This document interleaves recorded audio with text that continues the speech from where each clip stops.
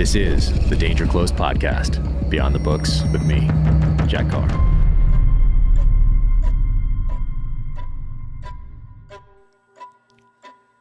Welcome to the Danger Close podcast, an IRONCLAD original presented by Navy Federal Credit Union.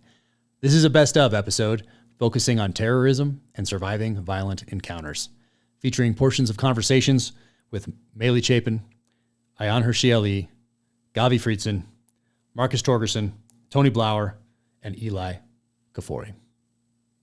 Here they are. Meyli Chapin. In 2019, Meyli survived an attack at a hotel complex in Nairobi, Kenya, by Al-Shabaab terrorists that left 22 civilians dead. She credits former SAS operator Christian Craighead with saving her and hundreds of others. Her harrowing ordeal, subsequent struggles with PTSD, and how she fought to overcome that trauma is detailed in her book, Terrorist Attack Girl. Here's Meyli. What an incredible conversation to have when a day later, essentially, that phone becomes your lifeline. Good way to put it. Yeah. In a situation that is just, to capture it in here.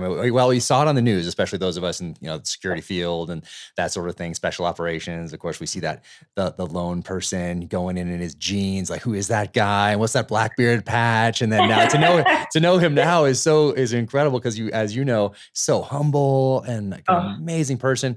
But at the time, it's just this person that it goes in on his own. It's crazy. Yeah. So we knew about the event from that side of it, just like larger and Al-Shabaab. Okay, what are they doing? But not from this perspective. Like, no one's told this perspective, and very few people have ever told this perspective ever. And it's so moving. So that having that conversation and then having this phone be your lifeline, and then also not having it go down during that with explosions going off and everything that was going on, and to maintain that connectivity. But before you went, was there any sort of like a brief from Google as far as like, hey, here's some security things to be worried about. You're going to India, you're going to Kenya. Here's some things to do and not do, and okay, or like some sort of PowerPoint you have to go through before you travel or anything like that? Was there anything like that? Because when you talk about connecting with Melissa, like she sounded like she was with it. Yeah.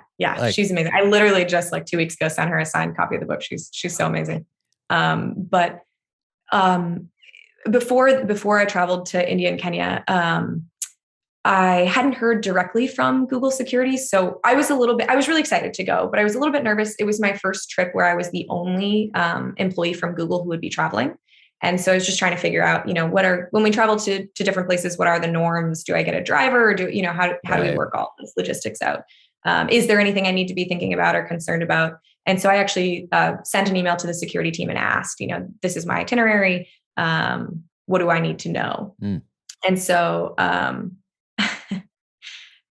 there's a side point in here that people love to talk about. I actually had booked a different hotel. I had booked the Kempinski in Nairobi, and got word back from the security team that there's a latent but credible threat of terrorism in Nairobi.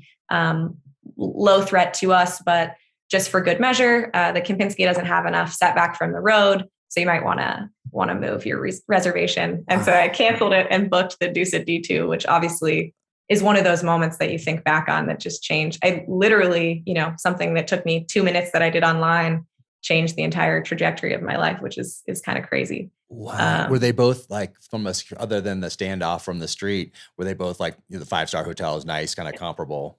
Okay. Definitely. Yeah. And well-known and places that very, different celebrities or former presidents, things like that would stay.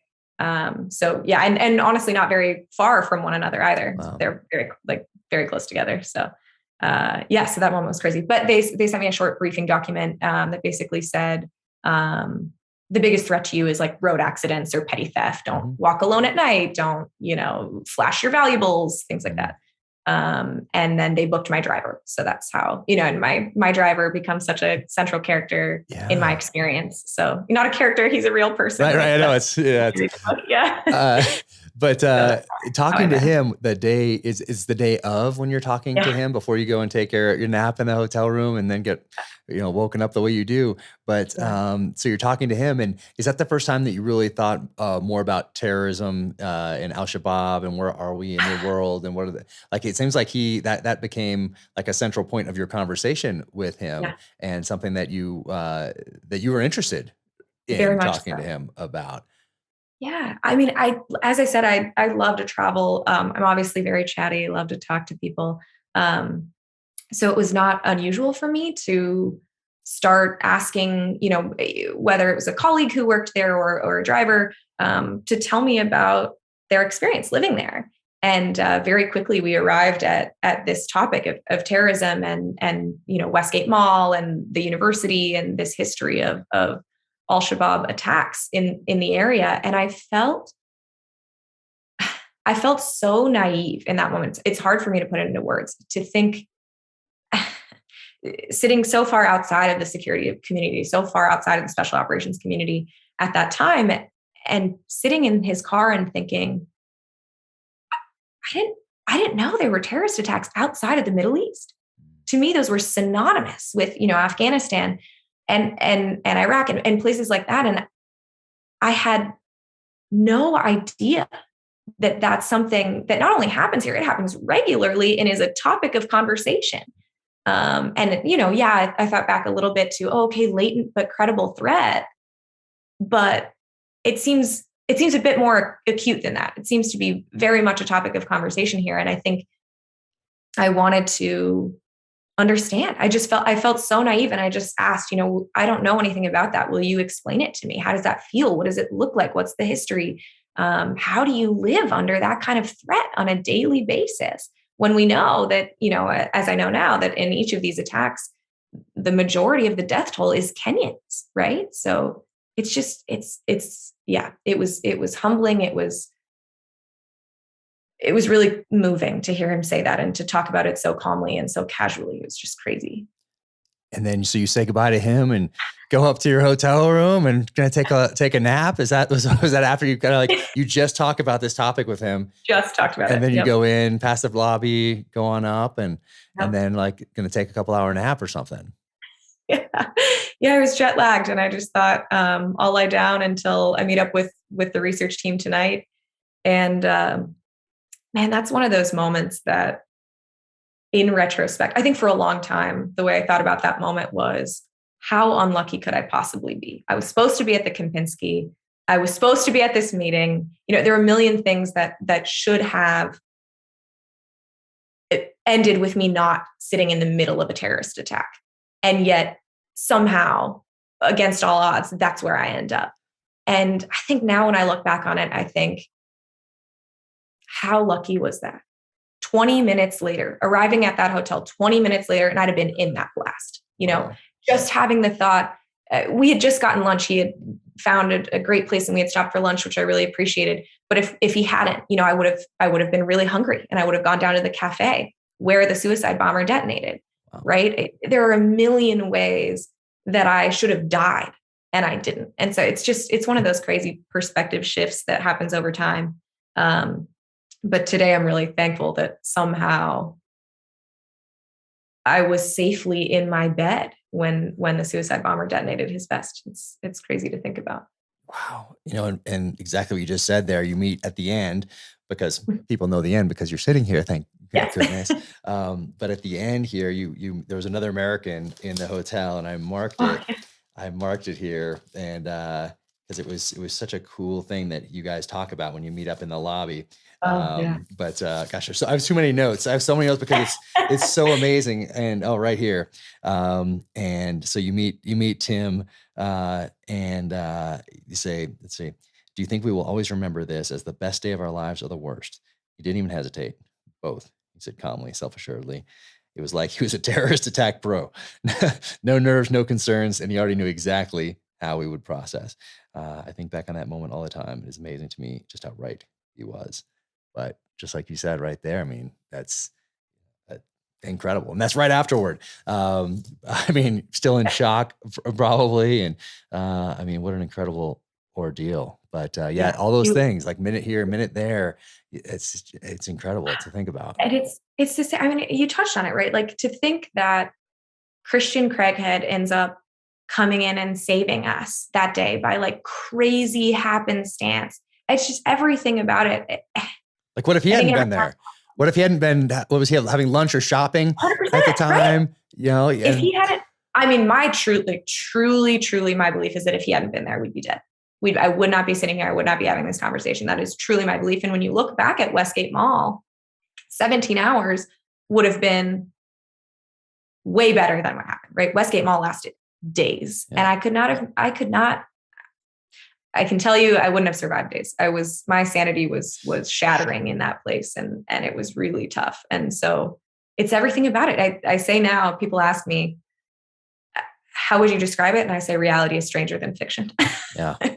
Just that's the only way to put it, right? If he's not there, if I don't arrive at the time I arrive, if I'm too hungry, if I step out of my room when I hear the blast, if I run and panic, if Melissa doesn't answer the phone and tell me what to do, it's every single one of those. If one of my phones was dead, it's everything. So it's crazy.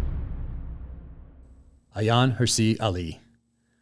Ayaan was born in Somalia and grew up in Africa and the Middle East before seeking asylum in the Netherlands, where she served as a member of the Dutch Parliament. She was working with Theo van Gogh on a film titled Submission when he was murdered by an Islamic extremist with terrorist ties who took issue with the film's portrayal of Islam.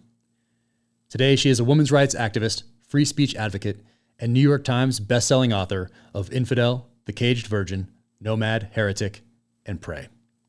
Here's Ayaan.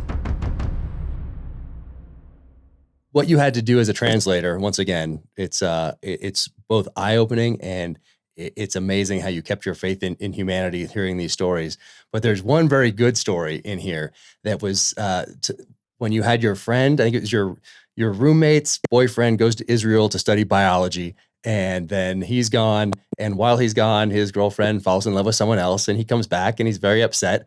But you were surprised because there wasn't an honor killing.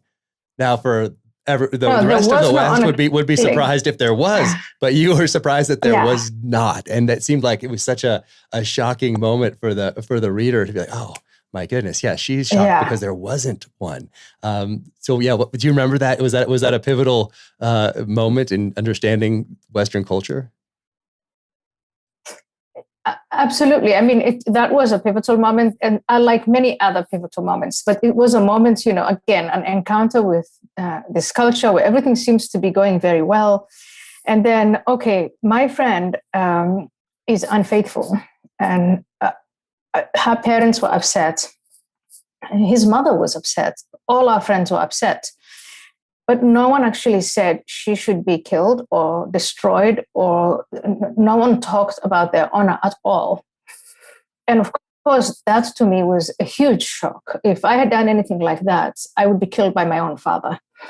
And all the girls that, when I was growing up in Somalia and Ethiopia and Kenya, and, all of my Muslim friends, even some of my classmates when we lived in Nairobi, they came from Yemen and they came from Pakistan and places like that. We all had that thing in common, that if as a girl you trespassed sexually, even if there was just a rumor that you had done that, you would face very harsh consequences. You would be really beaten, locked up at home. The whole family honor would be brought down. And in some cases, if the fathers really wanted to adhere to the tribal code, Islamic code, they'd kill you. And so for me to actually live through this experience where the woman who committed the infidelity, who committed the they actually didn't even call it a crime. Right. Yeah, they didn't call it a crime, and ultimately, emotions were high. Everybody was very unhappy, except the couple who fell in love, maybe. But the consequences were, choosing friends. The friends who were on his side, they were made to choose to cut ties with her and the new boyfriend. But nobody was killed. There was no one was killed. It wasn't a life and death matter. Yeah. And again, the word honor wasn't mentioned, not even once. And what really was mentioned was the boyfriend who was left. His feelings were hurt. His emotions were he was deeply, deeply hurt. And that it was going to take some time for that to heal. That's really as far as it went. Yeah. Yeah, that's a little different. Yeah, and my friend's parents, they were upset. They made that very clear to her. But in the end, they sided with their daughter. Yeah. And their new son-in-law. Right. And that's it. Yeah. The couple are still married happily, and they have children, and it was probably the right decision at that point. It was made in the wrong way, but it was the right decision. Yeah. And so it wasn't a life and death matter. And the way the relationship between men and women was, this young woman, I don't want to say her name, Miriam, but anyway, she was not seen as someone who was unequal. She had transgressed. She had done something wrong, but her feelings, her desires, her career, everything was seen as completely equal to that of the boyfriend she left, and the new boyfriend and her father and mother talked in equal terms about these things. That was for me the big shock. Amazing. And still, I mean, I don't want to say it's a shock, but still it's something that I think is amazing. Yep. It's a miracle in human history. And before that, even when you were in, I think you're in Ethiopia at the time, and you start reading first, there's Huckleberry Finn and Wuthering Heights. And then you get there's Danielle Steele and Robert Ludlum. And it just really shows those books in particular, those types of books in particular, show the power of popular culture as it heads out from the West and goes to these other cultures that aren't familiar with some of these themes. And from those kind of books, it was amazing to me as an author and someone who loves to read. And my mom was a librarian when I was growing up. So I grew up with books and a love of reading. But what those books did for you, as you describe in the book, is, wow, men and women are equal. Women have the same choices as men. And so that was incredible for me to read just through the lens of popular culture. And I'd say it is popular culture, and then there's American popular culture, which really reaches out to every corner of the world.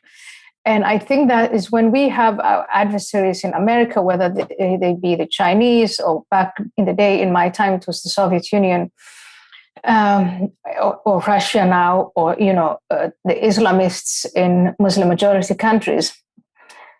I think what infuriates them the most is this culture that's produced in America that then permeates through their own cultures and starts to displace things. I read those books, the Nancy Drews, and I started to imagine myself a Nancy Drew and imagine that there was a world where, as a young girl, I could do all of those things, solve mysteries, have friends, male friends as my equals, go to school, finish school, be the master of my own mistress, of my own destiny. That is American culture writ large. And we were listening to music by Michael Jackson and Lionel Richie. And my mother and all the other relatives who were Muslim were really upset by that, worried by that, because that is so against our own culture. And I think if Americans simply understood that you could attract, you don't even have to try. People are attracted to that culture. But I think if we were to market the idea of America, it would catch on. It would catch on way better than the ideology of the Islamists. Well, the Soviet Union's done for, but the ideology of the Chinese Communist Party. This combination of political freedom, economic freedom, and cultural freedom, it's a very, very powerful cocktail. And I think that Americans don't understand it because they live it. Yep. Yeah, we don't appreciate it if you grew up in it and it's your normal. Only when you go outside the United States. That's why travel is so important, to be able to look back at your country through the lens of other people, other cultures, to really come home and then appreciate what you have and then fight to keep it, fight to keep those freedoms that are constantly under attack. Gavi Friedson. Gavi is a former Israeli infantry soldier and medic. He now serves as the Director of International Emergency Management and Global Ambassador for United Hatzalah of Israel. You can find out more about them at israelrescue.org. Here's Gavi. For us, as being on those, it does add to the enthusiasm, to the, if you ever for a split second ask or question yourself, why are you here? What are you doing? All you got to do is just family's 30 minutes that way. Just turn your head, and you're looking at the lights of the country you're protecting. Yeah. And I can't even imagine in the situations you've been where you're so far away from America, of where even if those questions did come up, like, what am I doing here? Right. After 20 years, and it's just like you turn your head around and you're looking, wow, like I'm literally protecting this, and it makes sense, and that's exactly, and then I think it'll always, be that case. Yeah, in Israel. Yeah, for sure. I mean, and so you did you're in the Army, and you're a medic. You graduate boot camp, and then you get assigned to a unit that then forward deploys 30 minutes to like. So you're protected. Depends. Every few months they switch off, depending what region. Different infantry units do different things. So you could be up north on the Lebanon-Syrian border. You could be down south near Eilat, which is near Egypt.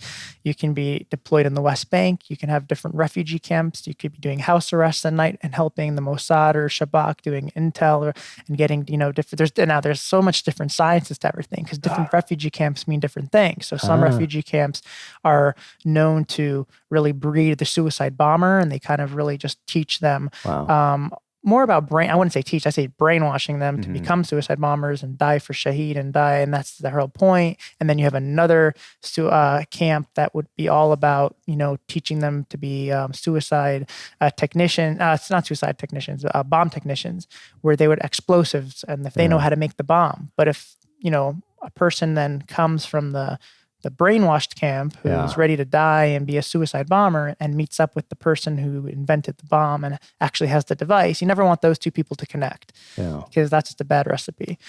So there's a lot of the times where a lot of these units would go in and do house arrests and try to just get more intel, and everyone's got a cousin of a cousin who knows something, and that's where the security and the intelligence is just incredible in Israel. I mean, what they're able to track down and find out ahead of the time is just amazing. Yeah, so I got to incorporate it into these next couple of novels. That's why we gotta go together and do some boots on the ground research. I can't wait to show you around. I'm fired up, man. I'm fired up. Yeah. And so how many years did you spend then? So I was 3 years in the military, but even through my military service, I still volunteered every time I came home. My parents thought I were crazy. When a soldier comes home, he wants to just sleep and eat. And when I had to come home, the first thing I wanted to do was go back to volunteering and back to just being a medic, because I loved it. I really, really did.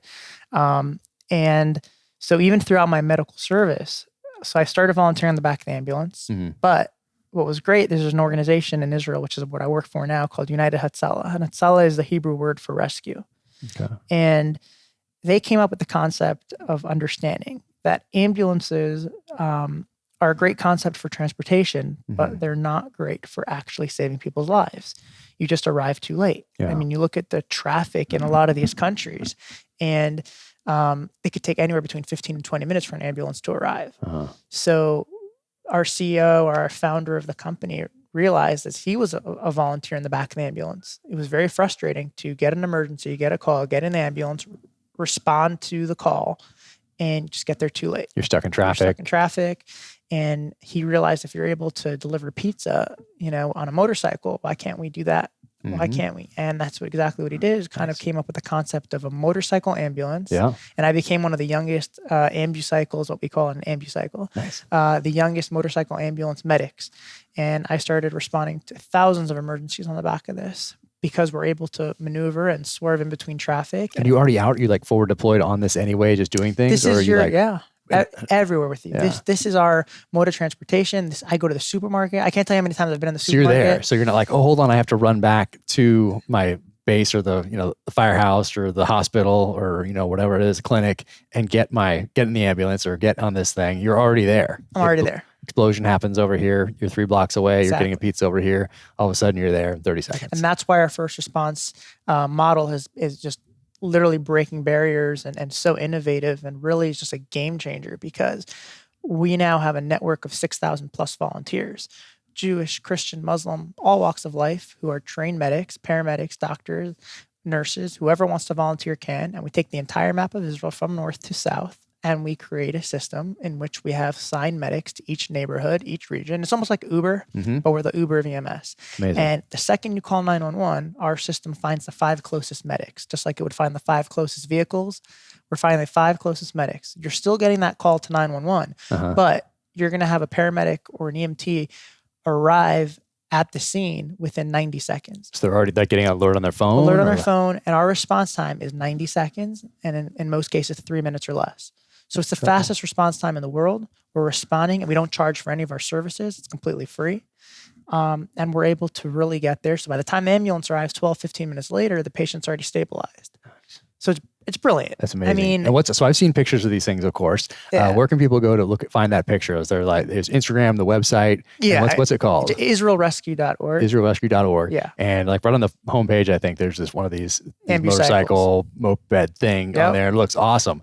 It's like they took an ambulance and shrunk it. You know, it's really cool. So what's on that thing? Is the AED thing on there? AED, yeah. So you've got the defibrillator. My favorite's a birth kit because I've actually delivered 9 babies. Whoa. And one of the first was my math teacher. That's right. You told me that. Yeah. Crazy. So that's insane. Out of all the terrorist attacks, my nightmares come from her. I get it. But everything except the stretcher. So from oxygen tanks, glucose meters, BLS for basic life support, ALS for advanced life support. So if we have a paramedic, we'll modify his ambucycle and make sure that he has everything that we need. So you can have some meds on there. Meds as well, yeah. So basically, it's everything but the stretcher. And again, we don't specialize in transportation. I mean, we do have several ambulances, and we're actually now, COVID has actually turned our entire organization to frontline essential workers. We have 6,000 medics now helping in Israel with the vaccinations and transporting elderly people to and from these different quarantine hotels with the government that needed extra assistance. And Israel happens to be the leading country in the world with the vaccinations, with 75% already vaccinated. Oh, wow. That's So, incredible. But all of our volunteers have to respond to each call also, and wearing the PPE and making sure that they're fully protected and taking into account that any person could potentially have COVID. So it's also, this entire pandemic has brought a lot of extra strains just from in everyday, any healthcare organization. I mean, you can go to any hospital and see what they're going through right now with just in the lines of COVID. But in general, our response time is, 3 minutes or less, and you have a medic on scene. Yeah. That's amazing. And then in the business model is fundraising, so that it's not you're not paying for this. We don't make service. any money from the government, and I mean, hopefully that'll change. But of course, at the moment, it's all fully fundraising. It's just really just people who want to make a difference and who want to help out, and it really is saving lives. I mean, we've treated almost 3 million people since we've started. Are you bringing that model here to the U.S. then? We're trying. We started in Jersey City. And there's other cities. Here's a little bit more complicated because of the unions. And it's so interesting. Every time I meet with them, I've gone to several firehouses where I've always asked the firefighters, I'm like, if you're off duty right now and you're at home and your neighbor was choking, would you get off the couch and go help her? And if you knew you were the difference between 15 minutes of your local ambulance arriving, or if you could start the CPR and the chest compressions, I've yet to meet one firefighter that said, no, I wouldn't get off the couch to assist. Yet, when you speak to a lot of these people in the unions, oh no, we don't want volunteers, because they look at like volunteers are taking their money. Interesting. And we're not, like in our organization, at least, we don't take the ambulance service will still charge the patient or the healthcare provider, or the insurance company. They'll make their money. We're strictly about just filling that gap until the ambulance arrives. Yeah. So that we can make the difference. We can start the chest compression. We can stop the bleeding. We can deliver the baby. We could do whatever it is that we need to do. Yeah. Because 15 minutes is just 15 minutes too long. Like in most cases, you wait until 15 minutes for a person that's having a heart attack, and you start CPR after that. What's the point? Yeah. So we're just trying to get there in those first 3 minutes. That's really just our model, is to be first, fast, and efficient. Amazing. And so in the United States, it's just in its base, but just in Jersey City? So in Jersey City, and we have others. We had last year we had a team of medics come from Australia to train with us. Oh, nice. On mass casualties. Yeah. We've had different, the Deputy Prime Minister to India came and stopped, and he loved the idea. Like a place like India with mopeds and having, motorcycles, first responders. It's brilliant. Mm-hmm. So they love the idea. So there's a lot of other countries internationally that are really trying to adopt this model. Yeah. And we're happy to share with everybody. Our founder always jokes, like technically he created Uber, he created, and he could have been a billionaire somewhere, but his focus is always has and always will be just saving lives. Yeah. Amazing. Did you see in Israel where medical personnel were actively targeted by any terrorist organizations over there just because you could respond so quickly? All the time. And I think that is one of the scariest things with being a medic is when you go to a terrorist attack is you get there so fast that sometimes, especially at least with our organization, we're there so fast, we're there before the police even arrive. Mm-hmm. Now in Israel, a lot of our medics carry guns. I like it. And yeah, I mean, I approve. We're all carrying. And they've made it easier because of how fast we get there that we're actually essential. And they've made it a little bit easier with the whole bureaucracy of who can have a gun and who can't, knowing and understanding that like we are first responders and we're there within 90 seconds. And sometimes when we're there, there's still live fire going on or an active shooting situation. So, and again, our medics come as medics. They're not there to be police. They're not there to stop the threat, obviously, unless it's, there's no choice and you're able to make the difference, they will. But, yeah, I mean, our medics have gone several times where they get to a scene and a few minutes later, there'll be another device that is found. I've been to a terrorist attack where while we're in the middle of evacuating many injured, the police or the bomb squad will start yelling, clear the scene, clear the scene. I don't even care if there's any patients left in the field. Get off, get out. There was another terrorist attack I went to in Jerusalem after a person, he drove through an intersection with several soldiers walking through the intersection near the old city. I was one of the first people to see it. I even called it in on my radio. And there was a woman, as they shot one of the officers actually ended up shooting him, shot the terrorist. He then lost control and drove and pinned a soldier against the wall. Oh. So I was actually helping with the evacuation and treating of the woman who was pinned against the wall. And as I'm standing on the hood trying to actually treat this lady, the bomb squads were already coming in and trying to figure it out. And we could tell he was dead, but they didn't know for sure. Then they thought their dog sniffed something that there must have been like either a booby trap or he was wearing a vest or something. Maybe there's an explosive thing under the hood. And they were like screaming at us, leave the woman, and everybody leave, get off the hood. The car could explode. And you're kind of put in this dilemma. Like, okay, I have a woman here that's bleeding out. She's pinned against the wall. Do you get off the hood and just let the police, but that could take another 25, 30 minutes if that's the case, and she'll definitely die. Yeah.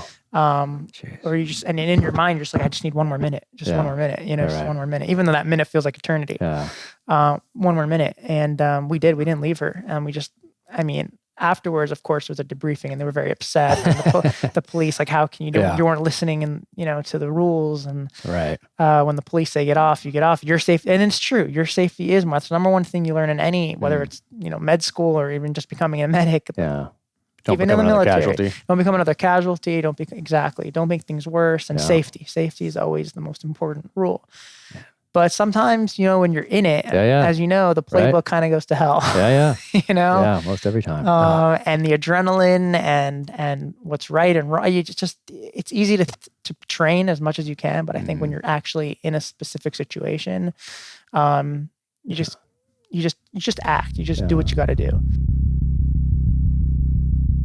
Take on the holiday season with the help of Navy Federal Credit Union. When you use the Navy Federal Cash Rewards Card, you can earn up to 1.75% cash back on all purchases. You can redeem your rewards as soon as you earn them, and using the Navy Federal mobile app makes redeeming easier than ever. Enjoy the rewards of cash back without any annual fee, balance transfer, or foreign transaction fees. There are no limitations on rewards, and they never expire while your account is open. Learn how you can get cheer to last all year with the Cash Rewards Card at NavyFederal.org. Our members are the mission. Insured by NCUA, rates are variable and range between 12.65% and 18% APR based on credit worthiness. ATM fees for cash advances are up to $1 at non-Navy Federal ATMs. Message and data rates may apply. Visit NavyFederal.org for more information. Marcus Torgerson. Marcus is a certified Level 3 expert instructor in Krav Maga. For years, he traveled the world teaching self-defense as the only non-Israeli on the International Krav Maga Federation instructors team. He is currently working on a memoir titled Nightmare for Bad Guys. Here's Marcus. I grew up in an alcoholic home. So, my mother, as much as there's negative, the positive is always how I look back at her integrity and on still raising me, even though there was a lot of background that was negative. She didn't really want me. And yet she still fed me, still took me to Kung Fu, right? I didn't get to the class by myself. Yeah. Right. So as I've grown older, my appreciation for her as a parent has really shined through because, it doesn't, even though words hurt and you can say things that hurt somebody's feelings, actions still in time show perhaps their true feelings. Yeah. Even my mom was not happy with her life. She still went and did things for me that she didn't have to do. Wow. And, we were on welfare in the beginning. She worked her way off of welfare. Now she was an alcoholic. I mean, full blown alcoholic, yet still was able to hold down a job 5 days a week, 40 hours a week. Wow. And drink on the weekends. And my childhood up until, even at 10, it was really not good because I'd had some negativity with being sexually assaulted as a child. And there's all these things going on, yet martial arts was always that one thing that for a while was always going to be good for me. And I sit back and I look back at my childhood from, my dad died when I was 2 or under 2, I think. So I didn't have any male role models whatsoever. I grew up with women, my mother, my aunt, my grandmother, all alcoholics, all like racist, which is funny because my first, all my girlfriends have been either Asian, black, or anything but white, except for my second wife. So, there's turmoil in my house and all these things, but I still have good memories now when I think back about how amazing how hard it must have been for her to be a mother when she didn't want to be, have to work and be an alcoholic. I mean, the stress on that I can't even put it into words what she must have been going through. Yeah. Oh. So that's my childhood. Oh, geez. Did you block out the sexual assault thing for a while, or how does that? No. I didn't really get a choice. When that first sexual assault happened, I ended up telling my mom a few days later. And now, again, to say something about my mom, her tenacity, that word tenacity, she went over next door with an axe in her hand or a bat, something violent, and he'd already moved. But she was ready to go to toe to toe with this guy. So her actions were different than what the very cruel things she would say. And then, since we're on the topic of sexual assault, when I was 16, my martial arts instructor also molested me. So the amazing part about all of that is there is a thought process of, oh, woe is me.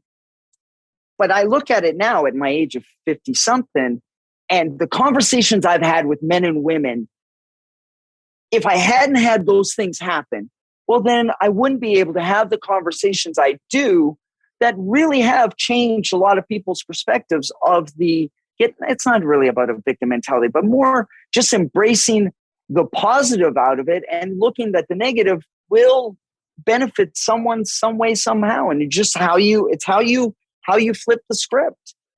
You're not special. You've been given a situation or a scenario. What is the lesson that has to be learned from it? And that's my biggest takeaway from my childhood what's been the takeaway? I've had all these scenarios that a lot of people have been like, oh, Marcus, I'm sorry for you. Well, I'm not sorry because I've saved a lot of lives. I know that for a fact, not with arrogance, from people who are going to kill themselves because they think that they're alone in their internal struggle in their head about how bad their life is. And when all of a sudden they see they're not alone and that you can survive and thrive and do something good with it, well, then there's that little glimmer of hope. And with a little bit of hope, miracles can happen. Man, when was the first time you decided you were like, oh man, I can help somebody with my experience, and I can be an influence on them that helps them out of a dark place or helps them move forward? Was it like through martial arts and through training or not?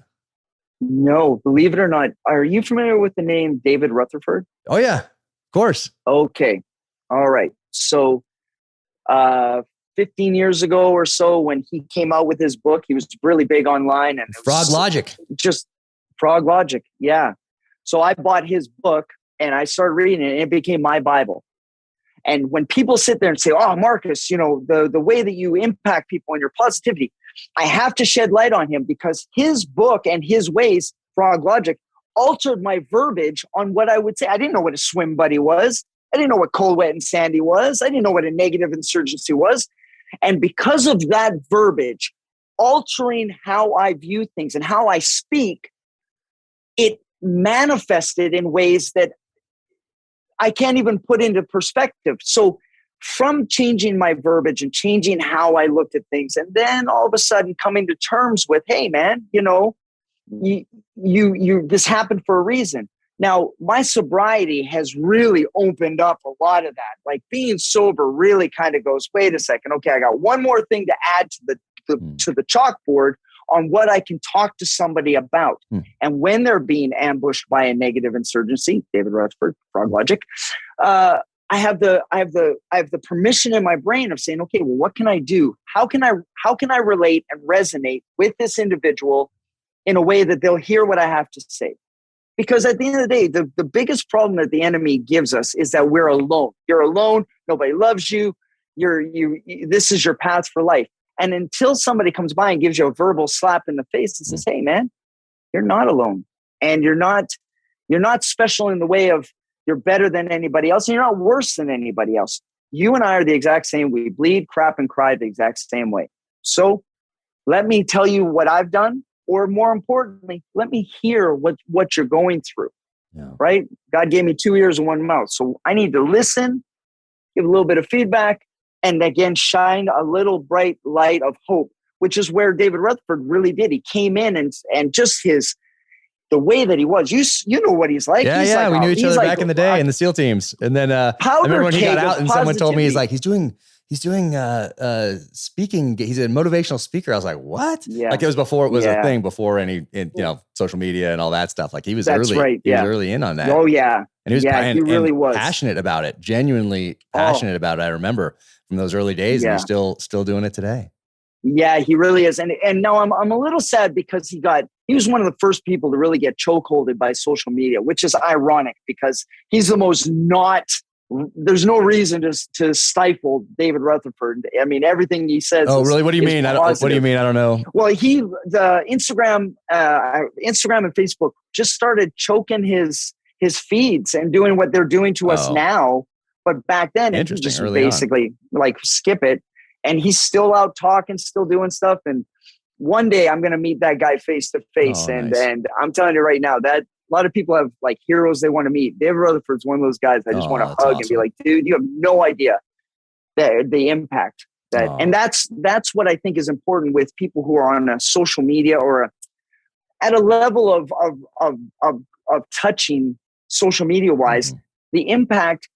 The question is, are you doing stuff that makes people's lives better or worse? And it's that simple. And if you think you're doing better, then brothers and sisters, do better. If you think you're doing it worse because you're putting out nothing but vile grossness, then you know what? You got to answer for yourself. But yeah, I mean, that's why it's so important. Tool. Who you follow is important because it's an input, and you get to choose. I mean, that's not always. I mean, sometimes those algorithms will throw things up. I'm noticing that more and more. I'm like, I don't follow this person, but it apparently knows me really well because it's like throwing some hair 80s band up there or whatever, something like that. Like how does it even know? I've never even paused on anything like that. Like they know.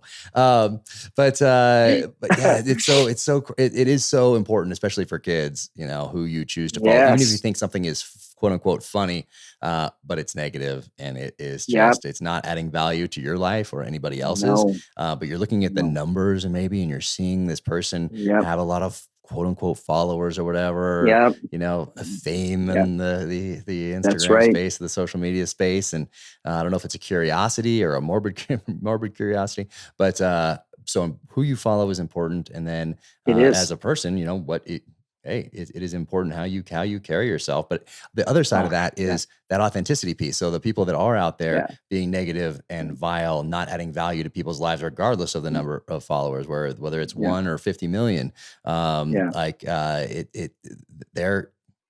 get to choose. And then you in turn get to choose. So that authenticity piece is, that authenticity piece is out there. Move. Yep. Exactly. You know, it's not, you don't need to announce anything. Just, I don't like where this is going. See you later. Bye. Yep. Exactly. Yeah. Exactly. It is important, especially for kids, but even for adults, even for adults. I mean, because you're getting that input, and that's you got one negative input, but you've chosen to follow someone who is constantly negative or harping or whatever it might be, but not adding value to your life. But if you put it in those terms, like, is this person adding value to my life? Maybe if you just want to sit there and get negative inputs and that you think that is value, which is cool. Yeah. I mean, there's a lot of people that do make Misery choices, loves company, but how's that going to impact you? And then what, like I see comments, it's fascinating to me. And I use it for character development in the novels because it's therapeutic, and, you know, hey, people are, you're giving me some negative comments and like thinking, why would you take the limited time you have on this earth to spend 5 seconds, to spend 5 minutes writing something horrible, unnecessary, to ruin someone else's day? You've taken time out of your day to try to ruin someone else's. That's what you decided to do with your limited time on earth. I mean, it's wild. I have partnered with IRONCLAD for a line of Danger Close merchandise. Sweatshirts like the one I have on here, t-shirts like this, sweatshirts. Go to officialjackcar.com, click on shop in the upper right-hand corner. Go check it out. Tony Blauer. Tony is a martial artist and combatives expert, founder of Blauer Training Systems, Blauer Tactical Systems, creator of High Gear Scenario Training Equipment, and the developer of the Spear System of Self-Defense. He also hosts the No Fear podcast. Here's Tony. When I started going to Taekwondo, I was like, this is going to change my life. This is going to give me the personal power and the confidence that I've been lacking for, the last 15 years or 13 years. Yeah. And so I started going, and I was a fanatic. Like, literally, I trained every single day, 6 days a week. Trained at home, turned my basement into a Bruce Lee museum and bags and everything. And just worked out all the time. Literally, I wouldn't get out of bed. I had a Makiwara, that striking pad. Oh yeah.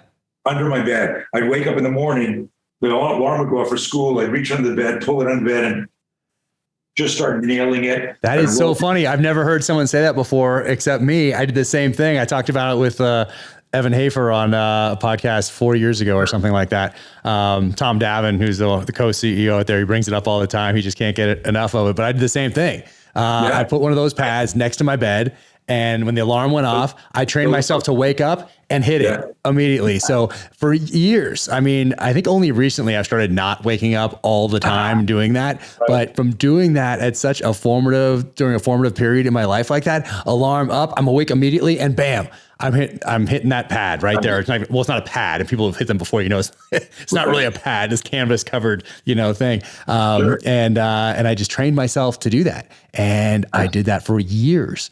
And so I would always wake up, no matter where I was. Alarm went off, boom. I'm like this, fist is here, elbow in, right next to my head here, ready to strike. You're ready to go. But same thing. But I never heard anybody else that did that. Kindred spirits. I love it. Isn't that funny? There we go. We should end the show right there. That was it. So I would wail on that. And then when I was finished, and I'd hear my sister in the other room going, stop that, because the floor would be rattling and whatever.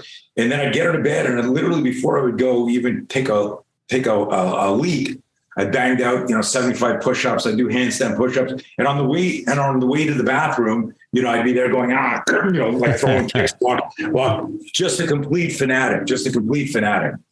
And loved it. Got into an altercation when I was 15 at school. Now, my martial art instructor, this guy, Alex, who I revered, would tell all the students, if I catch you abusing your skill, abusing your martial arts in any way, you're out of the school. This is only for self-defense. He was super clear, and we were all scared of him and revered him. And one day I'm in school, and teacher goes out of the room, and of course, 15-year-olds, the girls, the guys, and everything. And the place is teacher's out of the room, she's down the hall. like people going, the spitballs coming out and throwing shit and chaos. And these two guys start harassing this guy, Lance. Lance was the school nerd who had the white tape on the big thick glasses. He was like literally that guy. He invented that white tape, right? In the nerd tape. Just kidding. I don't know, but he had it. But he wasn't just a nerd that got picked on. He was a shit disturber and instigator. I mean, it was reciprocal, right? And so these guys are going and they're harassing each other. We're all like 15-year-old assholes. And I'm standing there and one of them sneaks up behind him and, goes down on the floor to set up the push so that he'd fall over. And they do that. He falls into the teacher's like a stationary supply closet, falls in, kind of bangs his head. He's okay. But he looks up right away and I'm laughing because everyone's laughing. And he thinks it was me that tripped him. So he goes, "You fucker." And you could see him like getting up. He's like, "You motherfucker." And I could tell he's going after me. Well, what do? You're 15. It looks like somebody's about to sprint at you. I'm like, "Dude, no." And I start moving and he chases me. And I realize, like that's just this behavioral instinct. He starts chasing me to the back of the room. Now, I've been doing Taekwondo now at this point for 2.5 years, every fucking day. Fascinated with Bruce Lee, bagging my basement, wailing on it, doing it through osmosis, intuiting Jeet Kune Do, but focused on the Taekwondo. And he comes running at me, and I'm like, because I didn't do anything, I was just laughing, like I wasn't in fight mode. I was like, what the fuck's going on? And I put my hands up like this, fingers splayed outside 90, and I go, Lance, the fuck, calm down. And he's like, and carotid coming out of it. And he's embarrassed and he's angry. And he goes, you fucker, let's go. I go, dude, and all I can hear in my head is Alex going, "You're out of the school if you abuse your skill." Like I could just hear the warning.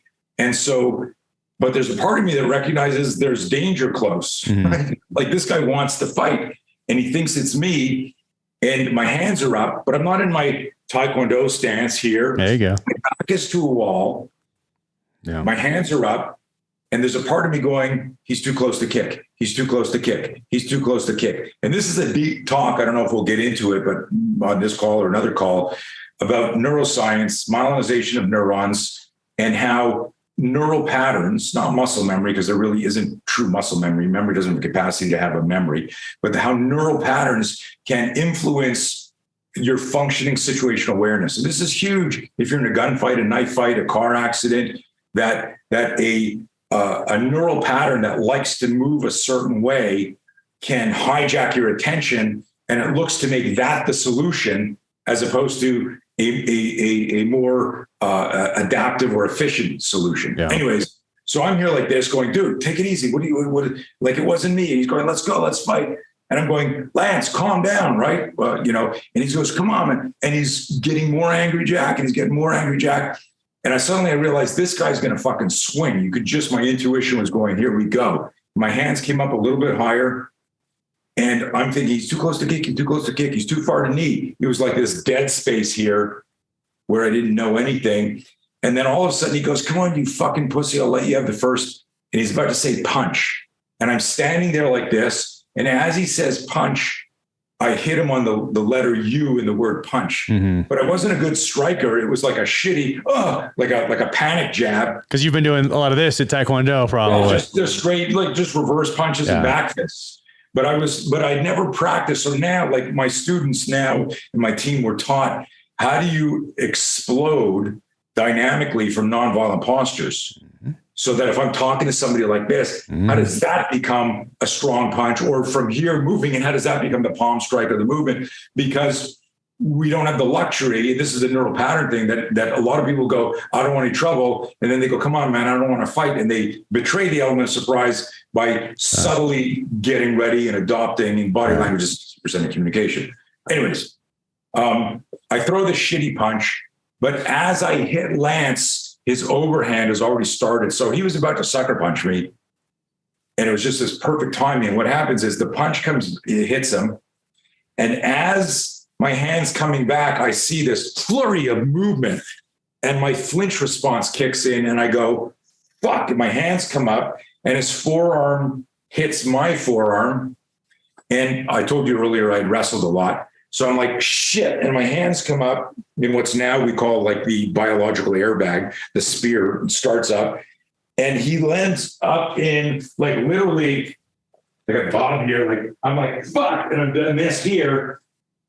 And I grab his head right there, Jack. I'm like this. And I pull him in. I just hip throw him on the ground because it just segued perfectly into a throw because of the angle and the way we fell.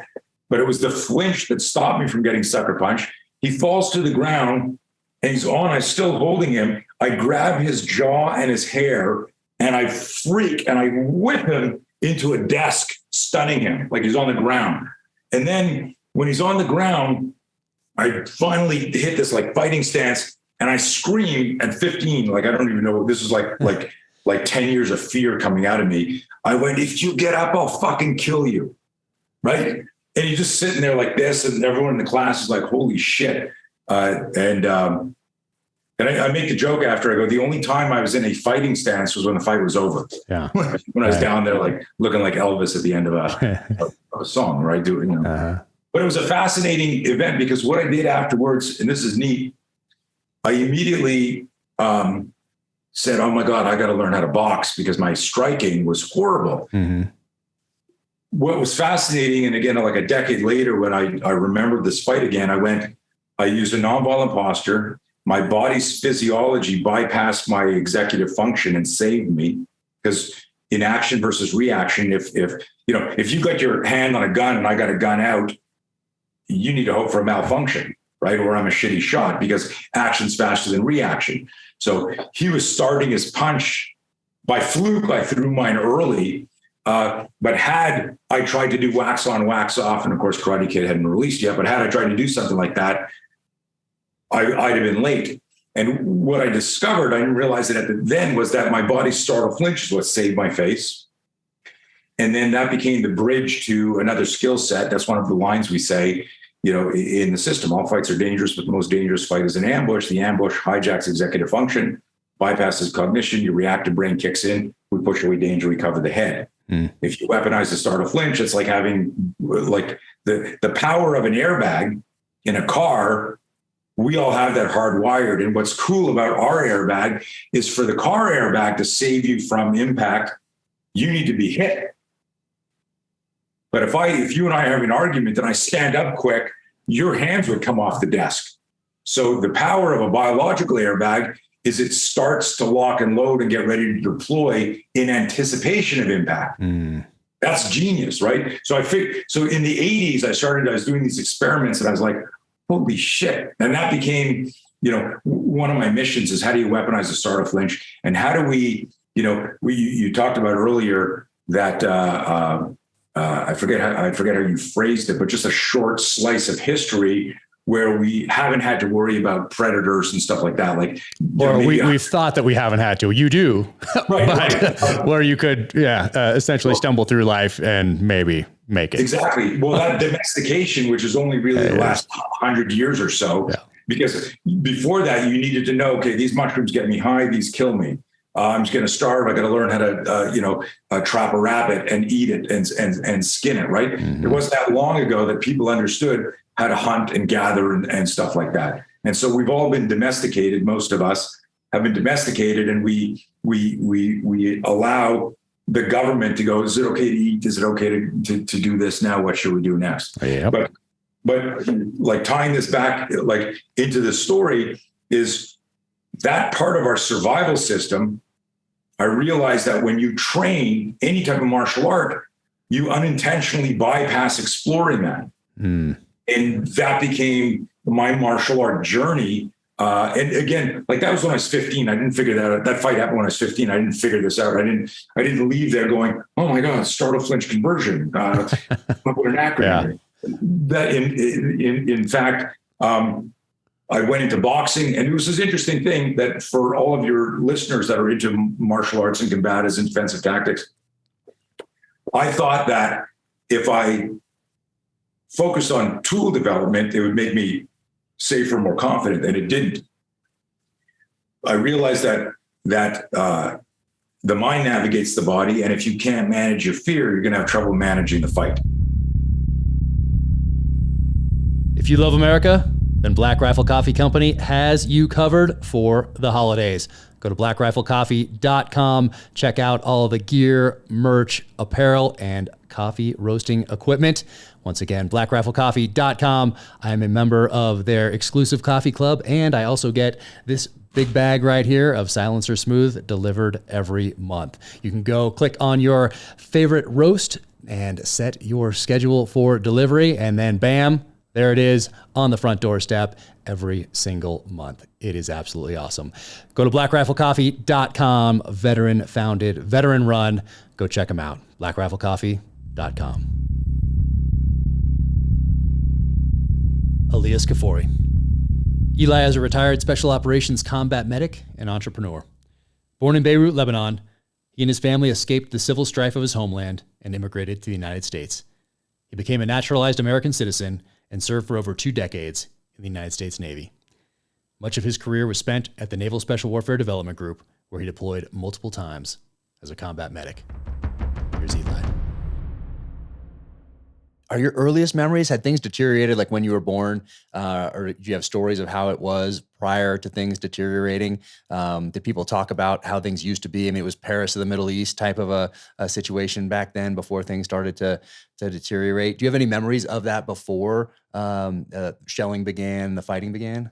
Absolutely. Again, it's much like San Diego, big, beautiful green trees, mountains. Obviously we have the Lebanese cedar, which is on the flag. And, I remember going with my cousins and climbing up those trees, and the pine cones and those things they were like footballs. So you'd get these awesome pine nuts and, the beach, like I said, just being out in the mountains with my cousins, and it was great. And then, things started happening where you even as a young kid, you learn to survive, and you understand that you either, play a part to blend in, or you move with, with haste and prudence, to like check, I remember when I first was attached to, it was first a Marine Corps unit, but then when I eventually got to the teams, they're like, patrol, hey, this is a danger crossing. I'm like, dude, I know all about this stuff. I used to have to do this to go to school, So a lot of that stuff paid off in the long run. But I mean, certainly I remember a lot of beautiful things. And again, if you know any Lebanese people, they're like perpetual warriors, and that's all you hear. It's like, oh, it used to be so beautiful, and this and that. And, it's a shame. It just shows you what can happen when politics and outside entities, again, you're a student of geopolitics. You understand that you essentially in that neck of the woods have proxy wars between Iran and Saudi, and Lebanon just happens to be a battleground and close to Israel. So, perfect breeding ground for a whole bunch of people to do nefarious things. And then the people just are along for the ride. Yeah. Did that stuff carry over to school? Were there like factions in school? Or how old were you when you guys took off? Memories of that? Yeah, no, in school. So the school is French. It was, much like most of the Middle East and Africa, it was like England and France playing with who owned what, right? And so Lebanon had a lot of French influence. And so the schools, I was in a French-speaking school. And, as a child, I don't recall a lot of that happening. I do remember, our teachers would walk around with a rifle slung on their shoulder and, keep the kids safe. Right. It was awesome. And that it tended to be because, with the children in those schools, you would have a mix, right? Representative of the society that lives around the place. So it was like everybody knew, regardless of what side they were fighting on and for what reason, like, don't mess with the school because I know kids in there, Wow. But of course, I'm sure just like we saw in Afghanistan and Iraq, there are people that will stoop that low, but the teachers did their best. But I remember it as it was a pretty happy experience, if you will. Nothing bad from school. So, jeez.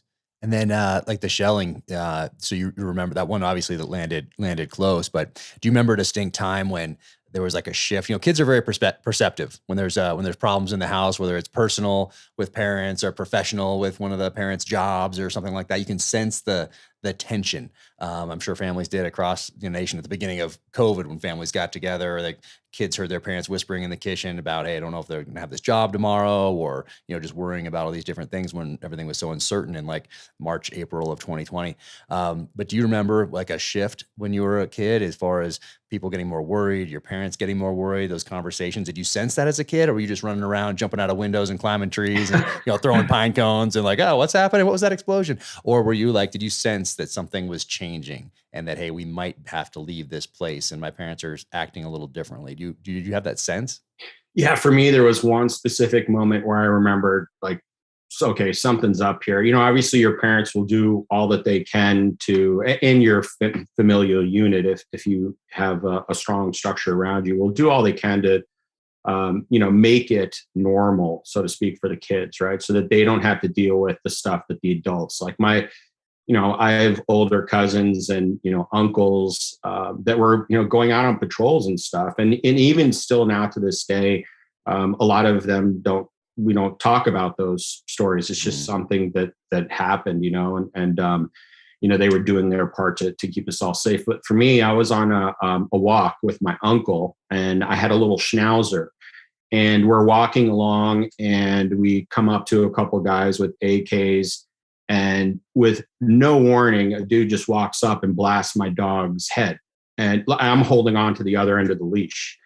And, they essentially called us out as Christians, and he was like, get back to the rocks. You came out from under, get out of here. You're next. And so my uncle is like, he scoops me up and he's like, Oliver got bit by a snake. Oliver got bit by a snake. And I'm like, hey bro, I just saw that, like that was no snake. So he was, even in that moment, he was trying to, protect me and have me think that, something happened to the dog of a more natural cause, if you will, not that some, coward just blasted some kid's dog in the face, So that to me was like the first moment. And even seeing all the adults try to kind of like reframe that experience for me, worried about like me, having damage or something from it. I don't know. It was reframed as this whole other thing. And I was like, man, something's going on here, And I think I was probably 5.5, 6 when that happened. And so I was old enough to understand, like you said, to be in tune with what's going on around me and to have seen that obviously with my own two eyes. And, I just remember, like being in his arms and him, moving, running and like telling me that the dog got bit by a snake, and he was screaming because we were both deaf, from the AK blast right up close. And I was just like, man, something's going on here. But yeah, that for me, that was the moment. Yeah, that's certainly significant. What? Jeez. So they call in law enforcement a clue that something might be going on. Yeah. How long after that did you guys pick up and leave? It was a few more years after that. I had family, aunts and uncles that were here in the States on my mom's side as au pairs and things. So we were able to come visit, on some travel visas, but we could never stay. And then obviously with what was happening in Lebanon, immigrating from Lebanon at that time was damn near impossible. So, it took some time to be able to get out of the country. Like I said, that one instance with, putting my sister's high chair through my cheek and tumbling down the stairs was kind of all my mom and dad needed at that point to say like, okay, it's time for us to get out of the country. And so, we went to Sweden. My mom's family obviously is there and eventually came to the East Coast of the US where my mom's sisters were. And that also facilitated my dad in his career being a transcontinental pilot to be near some of the big airports on the East Coast. So, JFK, BWI, LaGuardia were kind of and Newark were the ones that he flew out of the most of. So that's kind of the area that we eventually settled. But by the time all that was said and done with, I was, just shy of 9 years old, I think, by that time. Wow. So when you guys make that trip to Sweden, what would you take things with you? Like are you packing up like a move, or you like grab suitcases, we're going, and we're not telling anybody we're not coming back, but we're not going back? Like, did you know you weren't coming back, or did you like have movers, and was it a normal thing, or was it like, hey, pack one bag, we're going to the airport, we're saying we're taking a trip, but we're not coming back to this place? Like, what was that like? Yeah, no, from what I recall, it was just like, hey, let's get some stuff and we're getting out of here. Eventually, in time, I do remember in the US, like having some furniture that looked familiar. And I think just with my dad traveling, especially when he was flying cargo routes, he was able to, get some things. But, all credit to my mom and dad. I couldn't even imagine what that must be like, just picking up my kids and going and coming to a place and starting with nothing. But that's the beauty of this country that I think is lost on most of the people that are born here, Yeah, unfortunately. Yeah. That appreciation certainly is not there in a large segment of the population. How long were you guys in Sweden then before you not long made it here? Yeah, not long. It was more like a, pit stop. Okay. So not long enough to go to school and get settled there in order to pick up and go again. So the plan was always we're going to go to Sweden, we're going to turn around and head to the United States as soon as we can. Yep. So once that was, approved, I remember, and I think I've shared this with you before, but, we landed in JFK, I believe it was, or LaGuardia. It was somewhere in New York. I want to say JFK. And not to date us, but that was back in the days where you and I remember walking down steps out of an airplane, not onto a jet bridge. And so, we land on the runway, we're walking down the steps and I haven't even talked to my dad about this in a long time. I wonder if he even remembers, but it was like he was waiting for my foot to actually touch the tarmac. And as soon as my foot touched, I feel this big, gorilla mitt on my shoulder and squeeze. And he puts his, mouth right down to my ear and he's like, "Don't ever forget this step." And then that was it. And I was like, okay, this is serious. Like, where are we? It's America. Man. It's amazing. But that stuck with me. And then throughout my entire childhood, my mother and father just inculcated it within me that, this was somewhere really special. And it was going to, provide for our family. Like, unfortunately, Lebanon was unable to. Thank you so much to 6 Hour for jumping right on board out of the gate to make this podcast possible. Obviously, I am a huge SIG fan, having carried the P226 on every deployment downrange in the SEAL teams. But SIG was a supporter. They were friends well before I was a New York Times bestselling author, well before I even had an Instagram account or any social media presence whatsoever. So thank you guys all so much. Ron, Tom, Jason, everybody at SIG who gets up every day and continues to crush it and lead the way. SIG is always adapting. They're always at the forefront, whether it is firearms for citizens, whether it's firearms for our military, ammo, suppressors, optics, training, fire control units. They are doing it all, and they are always pushing that envelope and trying to do it better each and every day through innovation and adaptation. They crush. So thank you so much for that friendship and support. It will never be forgotten. Thank you for tuning in to the Danger Close podcast, an Ironclad original presented by Navy Federal Credit Union. Links to full episodes and books can be found in the show notes. If you enjoyed these conversations, please be sure to leave a 5-star rating and review wherever you get your podcasts. You can follow me on the social channels at Jack Carr USA. OfficialJackCarr.com is the website. You can sign up for the newsletter there and click on shop for the merch.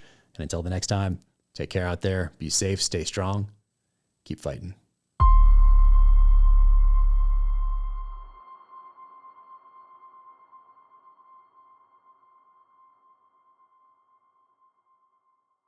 My collaboration with KC Cattle Company is out now. Kansas City Cattle Company, veteran owned and operated. There are 2 exclusive Jack Carr bundles. One is for the whole family, and that includes their award-winning Wagyu uncured beef hot dogs. And a second bundle option, which is my favorite, includes something special: a massive Wagyu tomahawk steak and a Cross Tomahawks branding iron. So you'll be able to add the Cross Tomahawks logo to all of your stakes. It's awesome. And you can go to officialjackcar.com, click on shop to check that out. But hurry, because they are going fast.